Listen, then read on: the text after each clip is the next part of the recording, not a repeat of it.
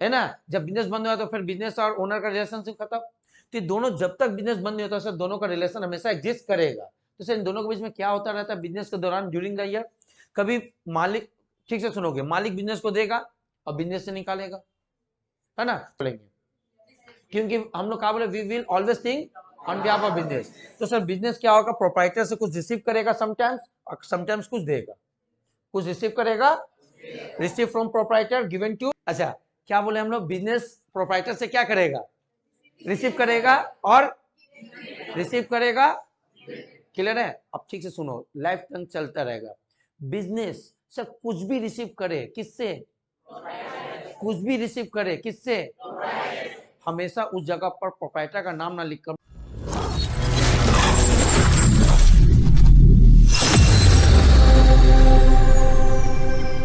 तो sir proprietor का बात करें, थोड़ा ठीक से सुनिएगा समझिएगा। प्रोप्राइटर, प्रोप्राइटर, सर प्रोप्राइटर क्या होता है, सर प्रोप्राइटर बिजनेस का ओनर होता है, बिजनेस का ओनर होता है, तो पहले ही जानते हैं।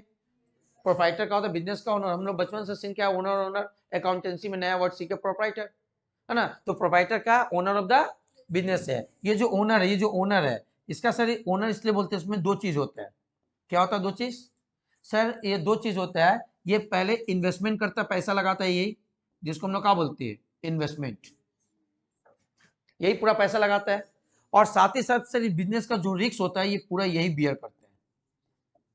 अगर पैसा डूब गया, बिजनेस नहीं चला, सर किसका लॉस, ओनर का लॉस। जैसे आप लोग डिसाइड किए चलिए सर हम लोग क्या करते हैं, आम बिक्री करेंगे आम का सीजन में, तो पैसा तो आप लोग लगाओगे, तो मालिक तो तुम कराओगे ना, किंतु आम बिक्री नहीं हुआ, सड़ गया सब आम, तो लॉस किसका होगा, इससे उसी को तो ओनर बोलते हैं। तो सर ओनर कौन हो गया, प्रोप्राइटर, तो बोलेंगे proprietor is the owner of the business, proprietor is the owner of the business who makes investment, who makes, जो इन्वेस्टमेंट करता है, and bear all the risk, जो सारा रिस्क को क्या करता है, बर्दाश्त करता है। फिर बोल रहे proprietor is the owner of the business, proprietor is the owner of the business. Proprietor कौन है, बिजनेस का मालिक, प्रोप्राइटर कौन है, तो पहला सेंटेंस हो गया proprietor is the owner of the business, proprietor is the, अब ये ओनर क्यों है, क्योंकि पैसा लगाया और उस पैसे का पूरा रिस्क उसी का ना है। तो who makes investment, who makes and bear all the risk, and bear all the risk of the business, थोड़ा जोड़ दो, क्लियर हुआ। फिर proprietor is the owner of the business, proprietor is the owner of the business who makes investment and bear all the risk. जल्दी से मन में याद करिए, हम बोलते रहे सब याद करो। Proprietor is the owner of the business who makes investment and bear all the risk. ये दो चीज अपना हमेशा याद रहना चाहिए, समझ में आ रहा है। प्रोप्राइटर का होता है सर बिजनेस का मालिक होता है, और मालिक हम उसको बोलते हैं जो बिजनेस में पैसा लगाता है और पूरा पैसा का रिस्क उसी का होता है। इसलिए इसका सेंटेंस क्या होता है, डेफिनेशन क्या होता है, अगर कभी पूछे व्हाट इज प्रोप्राइटर, तो बोले proprietor is the owner of the business who makes investment and bear all the risk. याद हुआ सबको, पूछ सकते हैं। छोटा छोटा चीज सब इस सब का हमेशा लाइफ टाइम तक आप लोग को याद होना चाहिए, इसलिए हम लॉजिकली समझा दे तो समझोगे। चलिए एक बार हम फिर बोलते फिर आप लोग याद करिएगा। Proprietor is the owner of the business, proprietor is the owner of the business who makes the and bear, याद हुआ। चलिए कौन बोलिएगा, वाह गुड, अब सबका कॉन्फिडेंस बढ़ रहा है, बोलो श्रुति।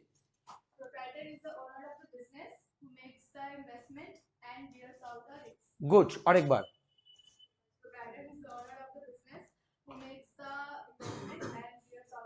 गुड, सहना।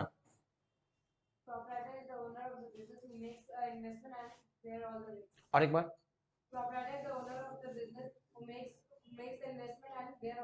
गुड, और कोई, और कोई, और कोई, बोलिए चंदनी।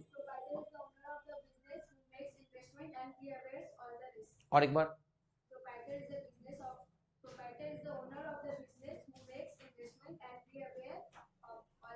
And bear all the risk. बैठ जाओ। जोएल, जो नहीं बोला अब हम खड़ा करेंगे, बोलो। Proprietor is the, once more,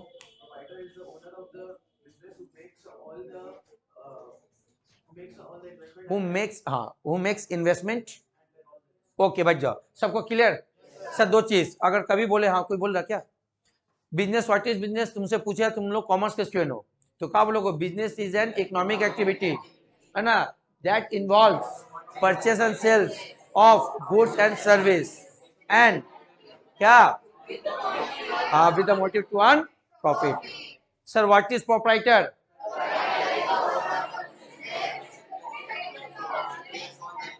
सब बोलो ना तो माथा दर्द करेगा। Sir proprietor is the owner of the business, owner of the business, owner of the business, है ना, क्या, who makes investment, who makes and bear, and bear, बस अब कान में ढुक गया अच्छा से।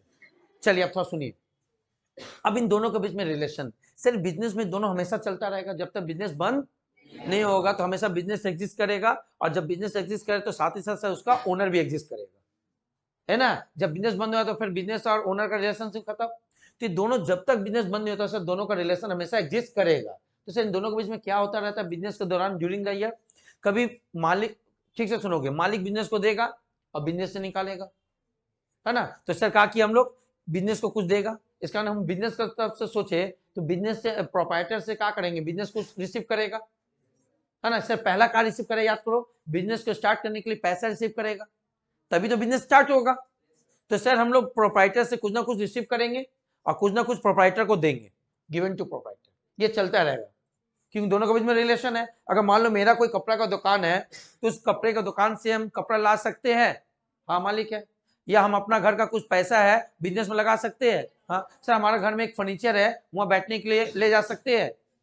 तो सर ये बिजनेस में और मालिक के बीच में हमेशा चलता रहेगा कि नहीं, सर क्या चलता रहेगा, बिजनेस कभी, अच्छा दो तरह से बोल सकते हैं, इसके तरफ से बोल सकते हैं और इसके तरफ से, बट हम लोग इसके तरफ से बोलेंगे क्योंकि हम लोग क्या बोले, we will always think on behalf of business. तो सर बिजनेस क्या होगा, प्रोप्राइटर से कुछ रिसीव करेगा समटाइम्स और समटाइम्स कुछ देगा, कुछ रिसीव करेगा, receive from proprietor given to, receive from proprietor given to, receive to proprietor given to, हम देखो डांस कर, receive to proprietor given to,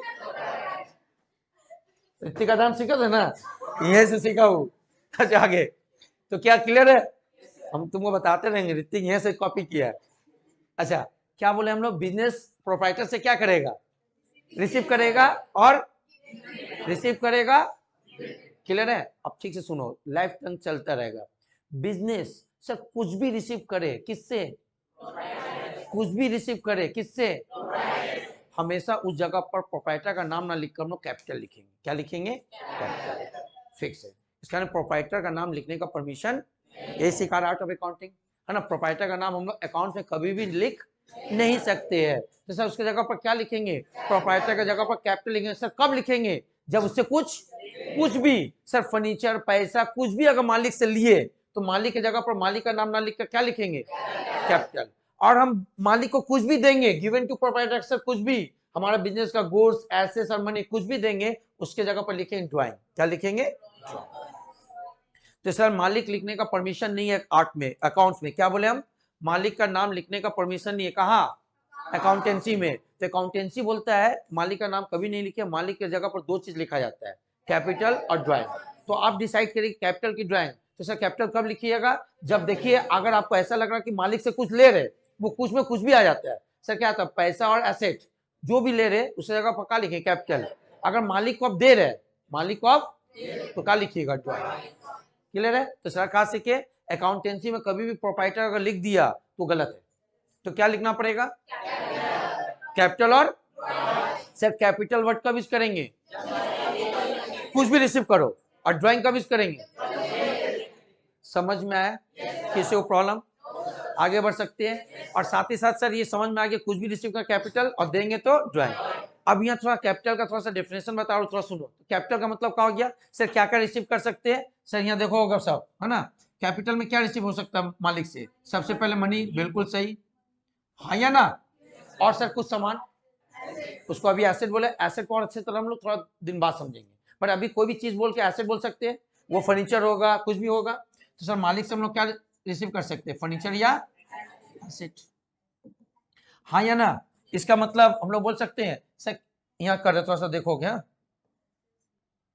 इसका मतलब है कैपिटल का मतलब ही हुआ सर हम जो मालिक से रिसीव करते हैं, तो सर मालिक से रिसीव करने का दो ही चीज चांसेस है, या तो पैसा या तो कोई सामान जिसको अभी हम लोग एसेट बोलेंगे, और एसेट को अच्छी तरह फ्यूचर में समझेंगे। अभी यहाँ अगर ना समझा तो समझ, कोई भी सामान मालिक से कोई भी सामान रिसीव कर उसको हम एसेट बोल ले। इसका मालिक से हम दो ही चीज रिसीव कर सकते हैं, क्या क्या? सर किससे रिसीव करेंगे बता सकते हो? प्रोप्राइटर से। प्रोप्राइटर से करेंगे कि नहीं? इसका ना प्रोप्राइटर से कुछ भी रिसीव करेंगे उसको क्या बोलेंगे? कैपिटल। इसलिए कैपिटल का डेफिनेशन क्या हो गया? कैपिटल का हो गया द मनी, द और एसेट, द मनी और asset which are invested by proprietor, which are invested by proprietor या which are receive from proprietor, जो भी लिख दो। Which are invested by proprietor या which are receive from proprietor is called capital. फिर बोल ले द मनी और एसेट, द मनी और asset which are invested by proprietor या which is receive from proprietor, both are right. Which is receive from proprietor is called capital. अच्छा receive लिख के easy रहेगा, तो क्या लिखें? द मनी और asset which are receive from proprietor is called capital. अच्छा कैपिटल का तब फॉर्म क्या? या तो मनी में होगा या तो एसेट में। कैपिटल का डिफिनेशन क्लियर? तो एक तो याद करते हैं इन्वेस्टमेंट वाला, द मनी और इन्वेस्टमेंट, द मनी और एसेट, द मनी और which are invested by, which are invested by is called. Clear हुआ?